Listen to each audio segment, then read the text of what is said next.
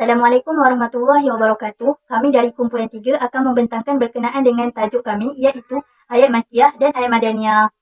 Berikut merupakan nama dan nombor metrik ahli kumpulan kami. Nama diberi Nurul Nabi Rusli, nombor metrik A186330. Nama saya Nurul Syafiqah binti Mufaizal, nombor metrik A189325. Nama saya Siti Rubiah binti Muhammad Sairul, nombor metrik A186329. Nama saya Nur Amirah Atika binti Abdul Razak, nombor metrik A185287. Dan saya Nur Azimah binti Muhammad Darmawan, nombor metrik A186350. Definisi Makkiyah dan Madaniyah. Terdapat beberapa definisi boleh diberikan kepada Makkiyah dan Madaniyah. Yang pertama, tempat turunnya ayat atau surah Makkiyah dan Madaniyah. Ayat Makkiyah diturunkan di Mekah selepas hijrah, manakala ayat Madaniyah diturunkan di Madinah. Definisi ini dikatakan tidak tepat kerana terdapat ayat yang diturunkan di luar kota Mekah dan di luar kota Madinah. Contohnya dalam surah Al-Qasas ayat 85. Ayat ini diturunkan di Jufah, yang mana Jufah ini merupakan nama tempat antara jalan Madinah dan Mekah. Dari Mekah memakan masa 3 atau 4 hari perjalanan. Yang kedua, definisi dari segi masa nuzulnya. Ayat Makkiyah diturunkan sebelum hijrah Nabi Muhammad SAW, walaupun diturunkan di luar kota Mekah. Ayat Madaniyah pula diturunkan selepas hijrah Nabi Muhammad SAW, walaupun diturunkan di luar kota Madinah. Definisi ini juga dikatakan kurang tepat kerana dalam surah Muhammad ayat 13, ayat ini terletak dalam surah Madaniyah, sedangkan ia diturunkan di pertengahan jalan sewaktu Rasulullah SAW dari Makkah menuju ke Madinah. Yang ketiga, definisi berdasarkan kandungan ayat. Surah Makkiyah mengandungi perintah atau suruhan Allah kepada penduduk Mekah yang mana ketika itu umumnya masih kufur. Surah Makkiyah bermula dengan ayat Ya Ayyuhan Nas, manakala surah Madaniyah pula perintah atau suruhan Allah yang diturunkan kepada penduduk Madinah yang mana ketika itu ada beberapa umat yang berbuka hati untuk beriman kepada Allah. Surah Madaniyah juga bermula dengan ayat Ya ayyuhalladzina amanu. Definisi ini juga dikatakan kurang tepat kerana dalam surah Al-Baqarah ayat 21, ayat ini merupakan ayat Madaniyah tetapi dimulakan dengan ayat Ya ayyuhan nas. Yang keempat, definisi dari segi tempoh nuzulnya. Surah atau ayat Makkiyah diturunkan dalam tempoh Nabi Muhammad SAW berada di Mekah, manakala surah atau ayat Madaniyah diturunkan dalam tempoh Nabi Muhammad SAW di Madinah. Definisi ini juga dikatakan kurang tepat. Contohnya dalam surah Al-Baqarah ayat 281. Sepatutnya ayat ini merupakan ayat Makkiyah kerana diturunkan di Mekah, tetapi ayat ini merupakan ayat Madaniyah. Yang terakhir, definisi dari segi masa nuzulnya. Surah atau ayat Makkiyah diturunkan kepada Rasulullah SAW melalui Jibril sebelum baginda berhijrah, manakala surah atau ayat Madaniyah diturunkan kepada Rasulullah SAW selepas baginda berhijrah ke Madinah. Sesuatu ayat itu dikira ayat Madaniyah sekiranya diturunkan selepas hijrah walaupun diturunkan di kota Mekah.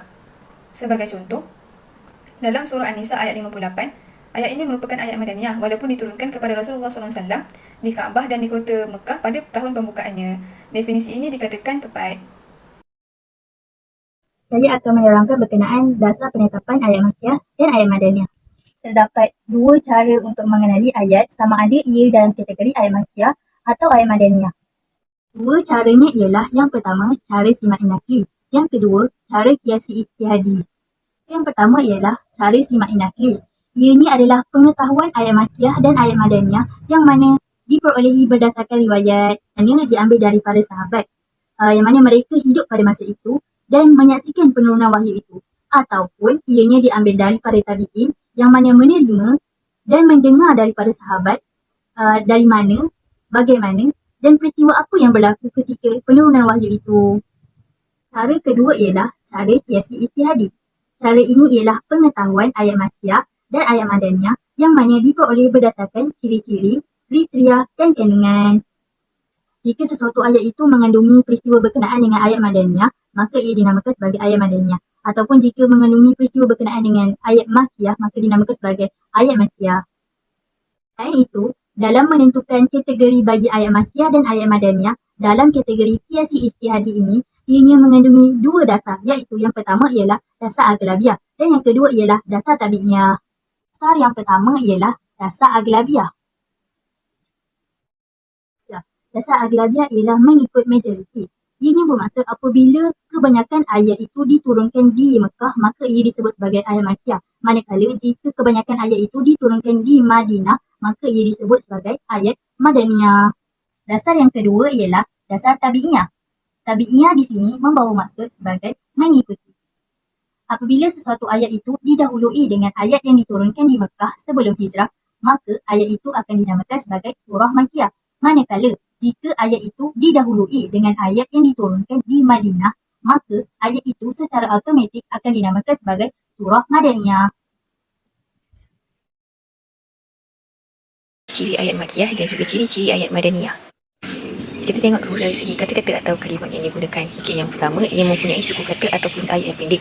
Yang mana kalau ciri-ciri ayat Makkiyah ni, kalau kata yang digunakan di dalam ayat tu, dia sangat mengesankan sebab penuh dengan sajak ataupun syair serta ungkapan perasaan, dan kalimat yang digunakan cukup fasih. Ayat Makkiyah juga dia menggunakan kata-kata qasam iaitu sumpah dan juga tashbih. Yang mana kita boleh tengok di dalam surah At-Taubah ayat ke-42 yang bunyi, kalau apa yang engkau suruhkan kepada mereka, yakni wahai Muhammad, sesuatu yang berfaedah yang sudah didapati dan satu perjalanan yang lebih sederhana, iaitu tidak begitu jauh, nescaya mereka yang munafik itu akan mengikutimu. Tapi tempat yang hendak dituju itu jauh bagi mereka, dan mereka akan bersumpah dengan nama Allah dengan berkata, kalau kami sanggup, itulah kami akan pergi bersama kamu. Ayat Makkiyah juga dia menggunakan lafaz kalla, seperti contoh di dalam surah Al-Fajr ayat ke-17, kalla balla tukrimuna al-yatim. Yang terakhir dari segi kata-kata atau kalimat yang digunakan di dalam surah Makkiyah, iaitu setiap surah dibuka dengan huruf-huruf singkatan. Contohnya Alif Lam Mim, Alif Lam Ra dan Hamim. Yang mana lain-lain tu ayat Makkiyah, tetapi berbeza dengan surah Al-Baqarah dan juga Al-Imran, walaupun dia dibuka dengan huruf-huruf singkatan, akan tetapi ianya bukan daripada ayat-ayat Makkiyah.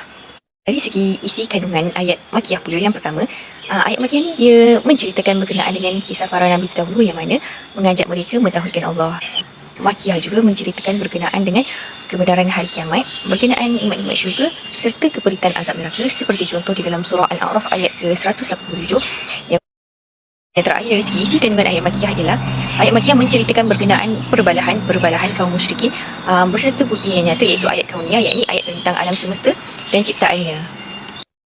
Seterusnya kita pergi pula kepada ciri-ciri ayat Madaniyah, iaitu dari segi kata-kata atau kalimat yang digunakan. Yang pertama, ayat Madaniyah ni dia menggunakan kata-kata atau kalimat yang sangat mendalam, yang mana ayat Madaniyah ni dia menggunakan usul dan juga ungkapan-ungkapan syariah.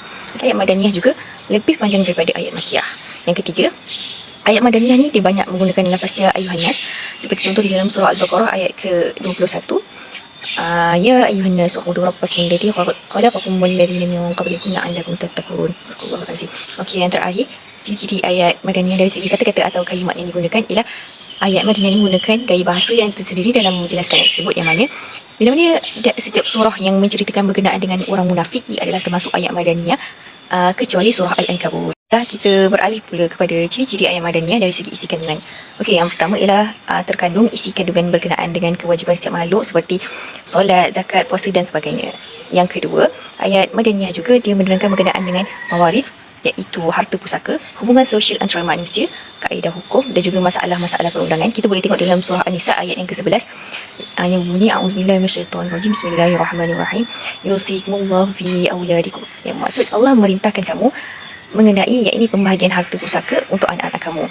Dan yang terakhir ialah ayat Madaniyah ini juga dia mengajak ahli kitab dan ahli Nasrani untuk memeluk Islam. Faedah mempelajari Makkiyah dan Madaniyah adalah sangat penting, sebagaimana ilmu-ilmu yang lain yang mempelajari Makkiyah dan Madaniyah adalah penting kerana terdapat pelbagai faedah tertentu. Di antaranya adalah seperti berikut. Pertama, faedah mempelajari ilmu Makkiyah dan Madaniyah adalah digunakan sebagai alat bantuan bagi mufassir untuk mentafsirkan Al-Quran dan mengetahui akan tempat turunnya ayat. Dapat membantu mufassir untuk menemukan penafsiran yang benar dan baik bagi yang menggunakan metod atau kaedah umumnya lafaz atau khususnya sebab. Dari sana mufassir juga dapat membezakan antara yang nasikh dan mansukh maupun ayat yang ditaksis. Kedua, faedah yang diperolehi daripada mempelajari Makkiyah dan Madaniyah adalah dapat mendalami gaya bahasa Al-Quran dan mengaplikasikannya sebagai metod atau alat berdakwah. Contohnya kita dapat lihat pada ayat Makkiyah bahawa di sini kita dapati bahawa Makkiyah dan Madaniyah memiliki bahasanya yang tersendiri dalam penyampaian uslub dakwahnya. Kita juga dapat mengambil metod atau cara yang tepat dalam berdakwah dan ianya sesuai dengan diajak bicara baik dari individu, keyakinan maupun lingkungan. Selain itu, kita juga dapat mengetahui bagaimana Islam melalui proses wahyu dan menetapkan hukum melalui selangkah demi selangkah atau tadaruj. Ketiga, faedah yang dapat diperolehi daripada Makkiyah dan Madaniyah juga adalah kita dapat mengetahui sejarah hidup Nabi Muhammad SAW melalui turunnya ayat-ayat Al-Quran. Membahaskan Makkiyah dan Madaniyah berarti juga membahas proses dan sejarah perjalanan baginda dalam berdakwah. Akhirnya, daripada Makkiyah dan Madaniyah juga kita dapat mengetahui tentang proses penerimaan wahyu dari wahyu pertama diturunkan hingga wahyu terakhir diturunkan. Kita juga dapat mengetahui dari mana wahyu itu diturunkan. Dengan arti kata lain, Al-Quran adalah sumber utama sejarah hidup Nabi. Sehingga para sejarawan yang meriwayatkan hidup Nabi hendaklah sama dengan dalam Al-Quran. Apabila berbeza, maka sejarawan itu akan ditolak serta Kemudian, seperti mana yang telah diceritakan dalam ciri-ciri ayat Makkiyah dan Madaniyah, berikut adalah contoh. Antara contoh-contohnya, pertama, A'udzubillahi minasyaitonirrajim.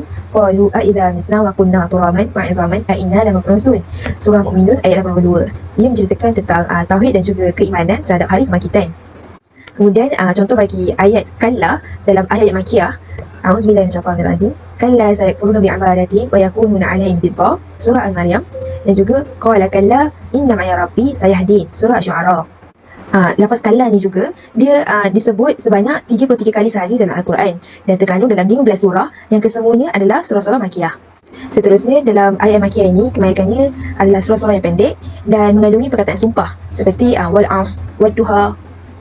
Dan ayat sekali contohnya adalah, dan juga contoh ayat Makkiyah yang terakhir adalah wa yakhairuna lil adqani yabquna wa yazidum khusyu', di mana di situ dapat dilihat ada perintah sujud sajadah. Dan juga ia adalah sebahagian daripada ayat Makkiyah. Seterusnya adalah contoh-contoh bagi Madaniyah. A'udzubillahi minasyaitonirrajim. Ya ayyuhallazina amanu idza qumtum ila shalah faghsilu wujuhakum wa aydiyakum ila al-marafiq wamsahu bi ru'usikum wa arjulakum ila al-ka'bayn. Sadaqallahul azim. Seperti mana yang tadi telah dibincangkan, ayat Madaniyah ini dia lebih memperincikan tentang pensyariatan ibadat dan juga muamalat. Seperti contoh surah Maidah ayat 6 tadi berkaitan dengan cara-cara berwuduk. Kemudian berkaitan dengan ayat-ayat perdebatan tentang ahli kitab. A'udzubillahi minasyaitonirrajim. Wa ada katsirun min ahli kitab law yaruddunakum min ba'di imanikum kuffaran hasada min indi anfusihim min ba'di ma tabayyana lahumul haqq fa'fu wasfahu hatta ya'ti Allah bi amri innallaha 'ala kulli syai'in qadir. Surah Al-Baqarah ayat 109. Dan dalam ayat Madaniyah juga ada ayat yang dimulakan dengan ya ayyuhallazina amanu. Contohnya adalah ya ayyuhallazina amanu in tuti'u fariqum minal ladzina utul kitab yaruddukum ba'da imanikum kafirin. Surah Imran ayat 100. Ini kerana selepas hijrah kaum muslimin dia telah tertanam tauhid dan juga akidah di hati-hati mereka. Jadinya mereka memerlukan perincian terhadap cara untuk beribadat dan juga muamalat. Dan juga pada kebiasaannya ayat Madaniyah ini adalah panjang dan juga dia bersesuaian dengan pembentangan syariat yang memerlukan penjelasan yang jelas terhadap cara pemakaiannya dan juga cara melaksanakannya. Sebenarnya adalah seperti mana semua orang tahu, Al-Quran ini adalah wahyu yang telah diturunkan oleh Allah kepada Rasulullah SAW, iaitu Nabi Muhammad pada dua tempat, iaitu Mekah dan juga Madinah. Di Mekah, ayat Makkiyah ini diturunkan kepada kaum musyrikin Quraisy disebabkan penentangan mereka terhadap risalah yang dibawa oleh Nabi. Dia mengandungi penjelasan tentang keimanan, perbuatan baik dan jahat, pahala bagi orang-orang yang beriman dan beramal soleh. Ada juga cerita tentang umat terdahulu serta kisah para Nabi. Manakala bagi ayat Madaniyah ini pula mengandungi perihal keterangan dan juga penerangan berkaitan dengan ibadat dan muamalat sesama insan. Dalam ayat Madaniyah ini juga terdapat banyak penceritaan tentang jihad dan juga hukum-hukumnya. Juga berkaitan orang-orang munafik dan keadaan mereka. Ini kerana pada ketika jihad disyariatkan, maka banyaklah muncul mereka yang munafik. Dan keadaan seperti ini tak dijumpai ketika masa keturunan ayat-ayat Makkiyah. Dan akhir sekali, pengajian tentang Makkiyah dan Madaniyah ini banyak memberi manfaat dan kebaikan kepada ramai orang. Salah satunya mengetahui perbezaan tentang ayat nasikh dan mansukh, memudahkan kita dalam mentafsir Al-Quran serta memudahkan dalam memahami dan menghayati ayat-ayat Al-Quran.